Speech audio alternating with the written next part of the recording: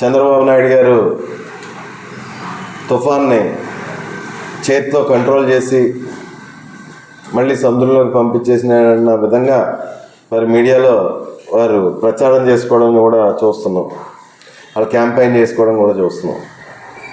ప్రతి తుఫాన్లోని చంద్రబాబు నాయుడు గారి క్యాంపెయినింగ్ అలాగే ఉంటుంది. హుదూద్ని వెనక్కి తరివేశారని, తిట్లీని ఇంకోటి ఏదో చేశారని, ఇంకో తుఫాన్ ఏదో చేశారని విపరీతమైన ప్రచారం చేస్తారు. కానీ ప్రజలు నష్టపోయేది మటుకి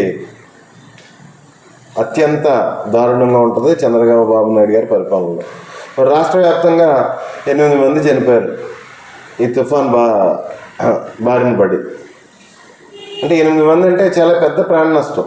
ఒక్క ప్రాణం కూడా పోకుండా ఉండి మీరు గొప్పలు చెప్పుకుంటే బాగుంటుంది. కానీ ప్రజలు మామూలుగానే నష్టపోతున్నారు. కానీ మీ ప్రచారం మటుకు చేతితో ఆపేశాను, తరిమి కొట్టాడు, లేదంటే తెల్లవారులు పడుకోలేదు, 2 రోజుల పాటు నిద్ర లేదని చెప్పి ప్రచారాలు చేసుకుంటున్నారు తప్పించి చేతల మటుకి శూన్యం.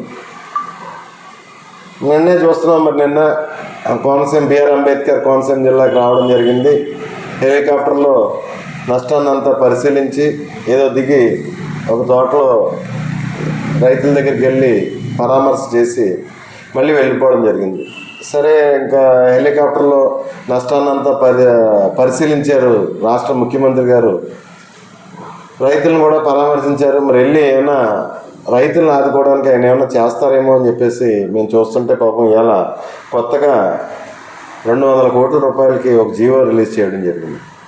మేము అనుకున్నాం రైతులను ఆదుకోవడానికి అయినా ఇమీడియట్గా, లేకపోతే మత్స్యకారులను ఆదుకోవడానికి ఇమీడియట్గా ఈ 200 కోట్ల రూపాయల నిమిత్తం జీవో ఇచ్చారేమో అనుకుంటే డిజిటల్ క్యాంపెయినింగ్కి అంటే ప్రచారానికి 200 కోట్ల రూపాయలు విడుదల చేస్తూ చంద్రబాబు నాయుడు గారు జీవో ఇవ్వడం జరిగింది.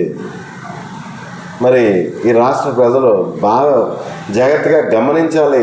చంద్రబాబు నాయుడు గారి అడ్మినిస్ట్రేషన్కి, మాజీ ముఖ్యమంత్రి జగన్మోహన్ రెడ్డి గారి అడ్మినిస్ట్రేషన్కి తేడా గమనించాలని చెప్పేసి తెలియజేసుకుంటూ